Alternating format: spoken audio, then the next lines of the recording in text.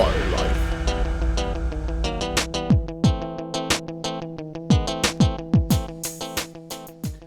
Hey, welcome back everybody. Welcome to my channel. Coach Angel here.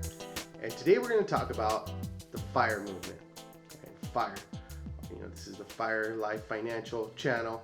That's the name of my company.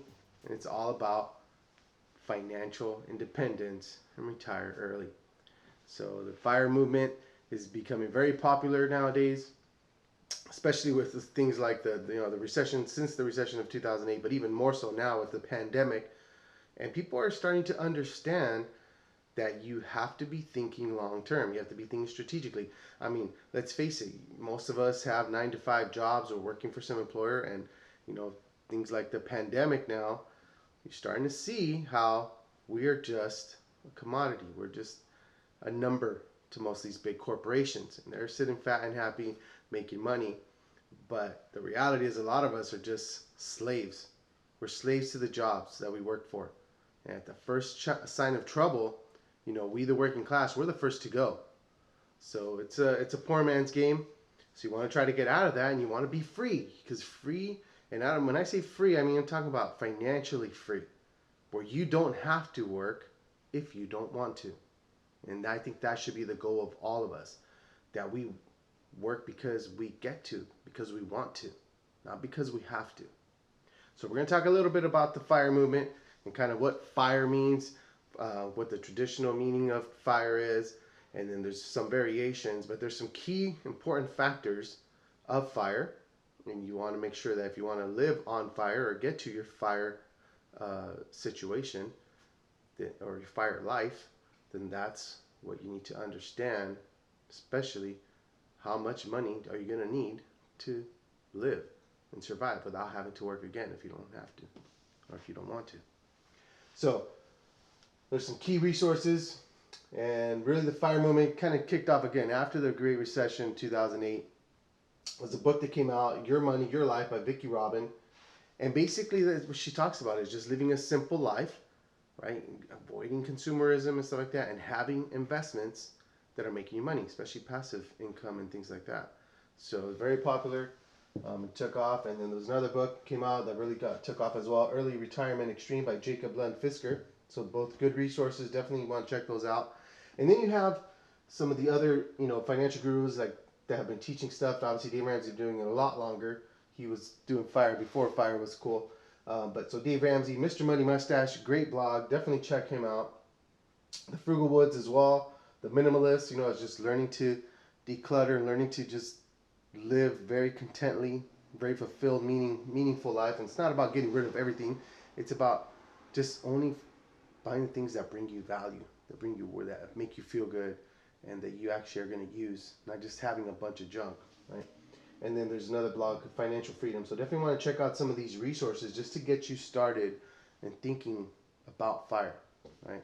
Now, there are some key things about FIRE, right? But we're going to start with the most important thing, why?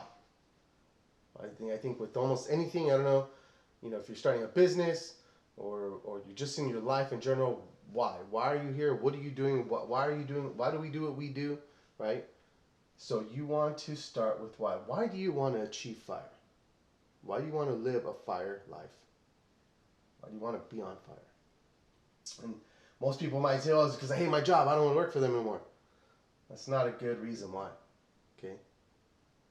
You're going to want to do something. You're not just going to want to sit around and do nothing. You're going to get bored. You're not going to have a meaningful life, right? So hating your job is not a good reason why. You should find something else, right? Some people just say, I don't want to do nothing. I just want to sit on the beach and do nothing. That's not a very fulfilling life either. What are you doing to give back and to do something for others, not just living for yourself? Right, so hating your job and doing anything are not good reasons why. I want to just call that out. I think for most of us, it's really just to be free, like I said. Having the freedom to make choices and have opportunities to do the things that you want to do. The things that bring you joy, the things that bring you happiness, the things that bring you real fulfillment. Right, so have to start with why. I don't know if you're familiar with Simon Sinek. This just brings something up in my mind. If you're not familiar with Simon Sinek, he has a book, Start With Why. Especially if you're an entrepreneur or business owner and you're building something from scratch, or just whatever, even just in your normal life, definitely a great book. Simon Sinek, Start With Why, and you can check out all his stuff. He has great stuff. I follow him. Now, some key things, okay, about FIRE. The number one thing is you have to calculate your FIRE number. How much money do you need to have in investments or in your nest egg for you to be able to live off of, right? And be able to be on FIRE, be able to retire early, be financially independent. And that number is different for everybody. Some people are very frugal, and they're very minimalist, and they don't need a lot. And so their FIRE number is going to be really low. Or if you want to have a very amplified lifestyle, you like living the high life kind of thing, then your FIRE number may be a lot bigger. So whatever that is for you, that's the beauty of America, is that your dream is different than my dream, different than that person's dream. So whatever that number is for you, you just got to figure out what it is, right? Where you can be comfortable and maybe have a little bit extra to live a decent life, right? But some of the main key points about FIRE are pretty much the same across the board. You want to pay off debt. You want to, and the reason why you do it is because you want to lower your expenses. So these two go hand in hand. Now, especially paying off debt, especially high interest debt, the things that are just siphoning your money away. So you want to pay off all your debt, okay, wherever possible. If you're living debt free, your FIRE number gets much lower because your expenses get lower. And then we're going to get into the reason why you want to have lower expenses and be able to calculate your FIRE number. Right? But one of the main things also is learning to save. You have to save. One of the biggest tenets of FIRE is you want to try to save between 50 to 70% of your income. 50 to 70, that means you're living off of 50 to 30%. It's kind of difficult to do. And a lot of people say that, oh, FIRE is only for the wealthy or people that make a lot of money. You got to make over 100,000 to be able to do that. And I don't think that's true. I think that you can definitely achieve this if you're willing to live a much more modest lifestyle. So whatever that number is for you, but that is typically what people are trying to get to if you want to be on FIRE and get to FIRE a lot sooner, saving 50 to 70% of your income, right? So you got to learn to love to save. You have to love saving. You have to just love seeing that your bank account growing, your investment account's growing, your net worth is growing. So you got to learn to love to save. And you have to invest, all right? You have to invest. And you want to try to invest in different things, okay? Like low fee investments, like index funds and things like that, right? Stuff that's not going to cost you an arm and a leg by parking your money somewhere. If you're putting your money in, you got to be careful who you invest with too. If you're going to see like a financial advisor or whatever, you got to check their fees. Check how much they're charging you. Is it a flat rate, or is it commission based on the assets under management? So you have to be careful with that. And you're putting your money in certain mutual funds and things like that. You have to make sure they're no load or whatever it is. You want to have low fees, because that's just going to siphon away your money, right? So low fee investments. And you want to increase your income. Okay? Increasing your income is probably the best way that you're going to be able to get to saving 50 to 70%. Now, how do you increase your income, right? If you're stuck in a 9-to-5 job, it might be a little difficult. You don't have a lot of time, but that's not an excuse. That's not an excuse. There's plenty of time. You'll make time. When something's a priority, you will make time, right? So, increasing your income with passive income streams. Multiple passive income streams wherever possible, right? Things like real estate, right? Or maybe like an online business, affiliate marketing, online marketing, blogs, right? YouTube channels, things like that. Those things take work. Some of them takes work to set up and get started up front, but there's many different ways that you can generate passive income. So definitely something that you want to do. And the real definition of FIRE for a lot of people is to be being able to, where your living expenses are covered by your investments and the dividends and the interest or stuff that you're earning off of those investments. So if you're able to cover all of your living expenses by your investments, right, what's coming out of your investments and how it continues to grow every month, that's when you're on FIRE. And so there are different, I would say, definitions of FIRE. I think traditionally, FIRE movement said you need, if you wanted to earn between, want to live off of your living expenses are between 50 to 100,000 a year, then your FIRE number would be about 1,250,000 to 2.5 million. Now, where do you come up with those numbers? This is where, again, the 4% rule and the rule of 25 come into play. So the 4% rule is you want to be able to use up 4% of whatever your nest egg is, whatever your investments are, a year, right? If you can live off of that, right, then that'll be enough money to live off for the rest of your life. And let me tell you why. Okay, so traditionally, in traditional stocks or mutual funds and things like that, they're going to be averaging about 7 to 10%. Let's average around 8 or whatever it is. But let's say it's 7. Let's say it's on the low end. Okay, now you got to cover the cost of inflation, which is traditionally about 3%.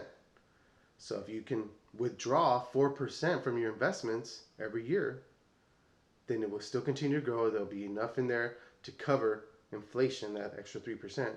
So if you can live off that 4% of your investments a year, then you're doing pretty well, right? And it continues to grow a little bit every year, right, with compounding interest and so on and so forth. So that's the 4% rule.